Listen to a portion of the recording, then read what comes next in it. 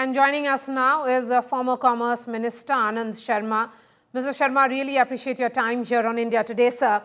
As a former Commerce Minister, how do you assess the GST reforms which have been announced, which are being projected as next generation and a much needed stimulus for both the economy and the middle class consumers? Do you see them truly delivering the relief being promised to the Aam Aadmi, the middle class, the farmers? Yes, these reforms are sweeping reforms, and these were being discussed for a long time. It was the demand of the industry, especially the consumer industry, also those who are dealing with the insurance, the healthcare sector, the education sector, and those have been taken on board. And the GST Council has reached a decision, because you see all these decisions on GST are taken collectively by the union government along with the representatives of the states who are part of the GST Council. And this is commendable step. It will have far-reaching benefits for the consumers across the country and across sectors. It's the simplification of the GST tax structure. Earlier there were 4 slabs, 28, 18, 12 and 5. Now there are only 2, 18 and 5. And those which were there, most of the goods or commodities which were there on 12% slab have been brought down, maybe 95% plus, to the 5% slab. And many which were attracting 5% GST have been reduced to nil. Especially, as I was mentioning, the insurance, personal insurance, health insurance, the premium has been dispensed with, and those equipment which is required, say for medical purposes, self-diagnosis, there again there is a huge benefit. And for the students across the country, there's whether it's the pencils or rubbers or papers, whatever the students need, the GST is 0. So overall, and you have also certainly... for other consumer goods which are in use, it's a very, very positive development. Maria, India has to move forward, and these reforms will have a spin-off effect. It will help in increasing both consumption and production, because we did not have a supply side issues. The demand was low, that was slack, and once the demand picks up, we are heading towards the festive season. Consumption will increase, people will buy more, because it embraces all sectors. It's not, we cannot say that today a television or a fridge or a washing machine is purely a luxury good.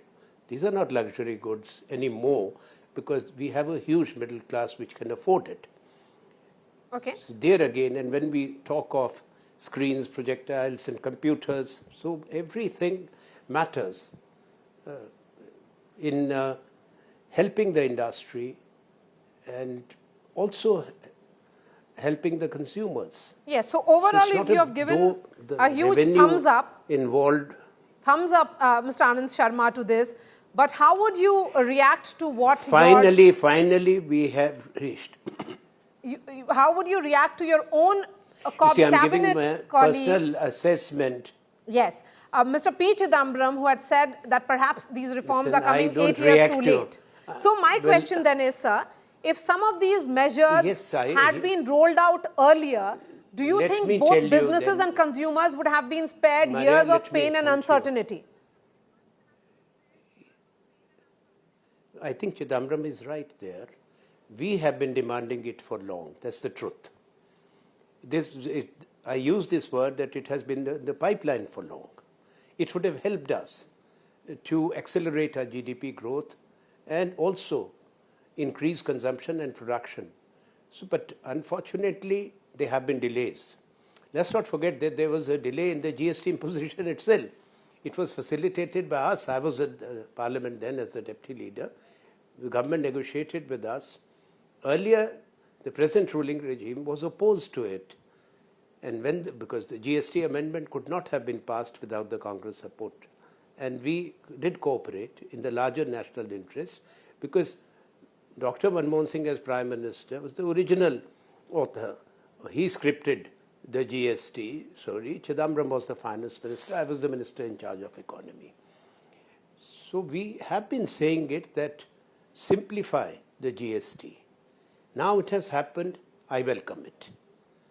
Even if it's late, better late than never. And let's be positive and look at the spin-off effects.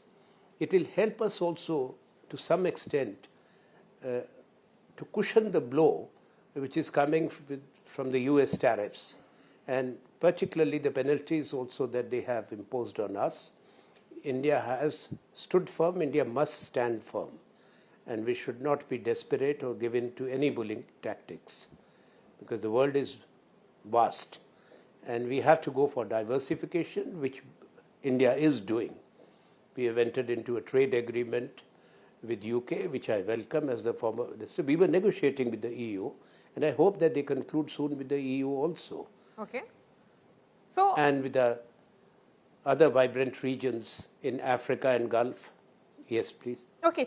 So, Mr. Anand Sharma, when you then look back at the initial rollout of GST, what do you identify as the critical gaps or shortcomings? And do you believe that the current set of reforms genuinely then address those gaps?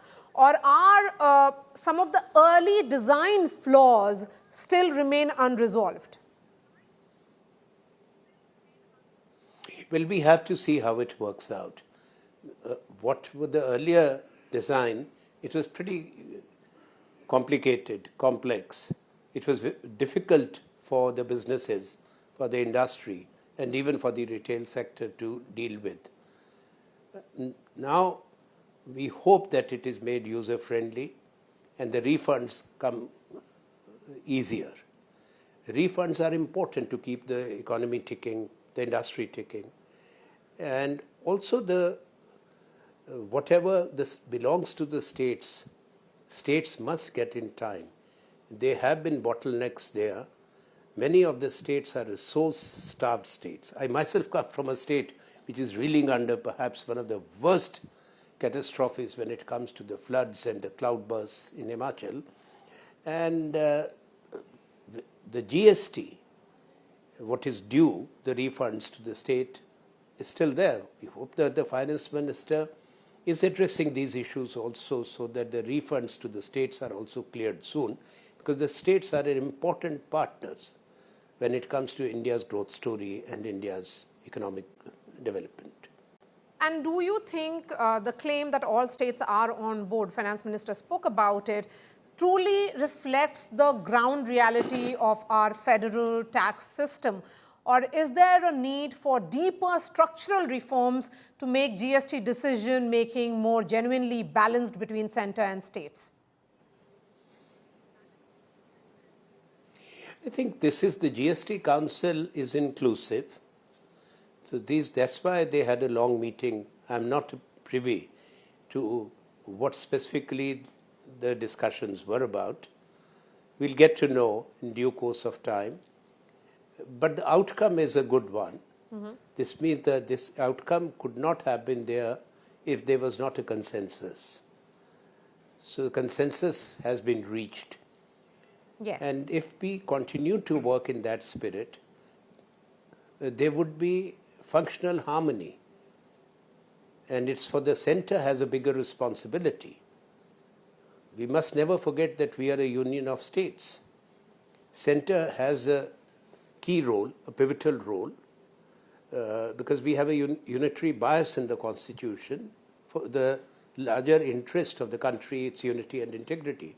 But the states also have their autonomy, functional autonomy, legislative autonomy, also the autonomy when it comes to economic decisions. And so GST it took a while to take GST where it has come.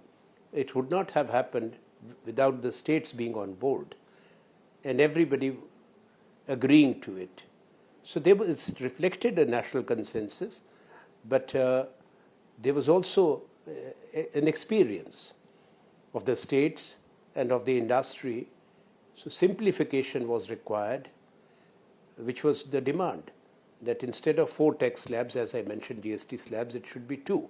And now finally this has been agreed upon, so I wish them well, everyone. My last question to you, Anand Sharma. Of course, as we look at these next generation GST reforms, it's also coming at a time when India is dealing with US tariffs as high as 50%. India's response so far has been of great degree of caution. The response has been completely unexpected in the sense that what the Trump administration was expecting. They were expecting belligerence being responded with belligerence. That has not come. It's muted, it's measured. How do you look at the manner in which the government of India has dealt with what is evidently a bully in the White House? Well, you have to remain steadfast and firm. And that's why I say that look at the supreme national interest, uphold it. India is a sovereign country. India cannot be told which country India should buy what from and how to deal with our partner countries. Our relationship with America is important, will remain important. We are strategic partner countries in all key sectors which would justify the use of the word strategic partner, within high-end technology, defense, agriculture, education. At the same time, we also have strategic partnership with other countries. So we cannot be told that if you want to do something with America, then stop buying from X country, in this case with Russia. Russia is an old time-tested partner of India and a friend. So India has to, we are a big country, and we have to withstand this. In the past also, when our economy was not strong, India has stood up. India never surrendered its sovereignty or national interest. And I'm sure that the country will take that path, that call. There are no indications which I have that of India capitulating. India must not. And that was our suggestion. Okay. Because Trump has upended the world order, the multilateral order, the WTO. We cannot endorse it. We have to follow also the WTO norms of a multilateral trade regime, which is fair, which is equitable, which is just, especially to the developing countries like ours, and also to the poorer countries. Okay. Now, we cannot, synchronize the two, President Trump's expectations and attitude. The world order, it was not only the economic order, the trade regime, but also the political order. When we talk of the United Nations and the other organizations, the IMF, the World Bank, this after the Second World War, it was anchored by the Anglo-Saxon world, by America being a major player there, and the European countries. Now it is unraveling before us. Okay. So the countries of the world, the big countries, in their maturity and wisdom, have to act collectively how to save or create a global mechanism so that it's not a question of countries' economies suffering. The people suffer at the end. All right. And what we are seeing happening, I hope one day President Trump will realize that consumers in America may end up suffering more. All right. Anand Sharma, appreciate your time here on India Today. Thanks so much for your perspective and views. Thank you.